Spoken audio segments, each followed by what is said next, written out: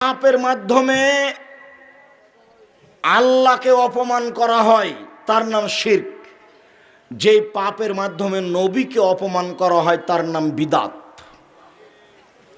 পৃথিবীতে দুটা পাপ আছে যার নিজস্ব ক্ষমতা আছে। শিরক করলে অতীতের নেকি নষ্ট হয়ে যায়, বিদাত করলে ইবাদত কবুল হয় না। বিদাত করলে ইবাদত কবুল হয় না।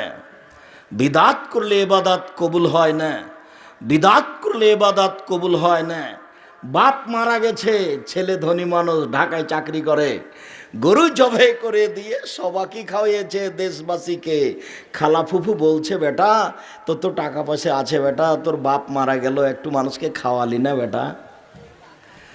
তো বাপের নামে যেটা করছেন ওটা তো সাদকা, ওইটা তো মানুষের ময়লা, ওটা তোমার বাপের গায়ের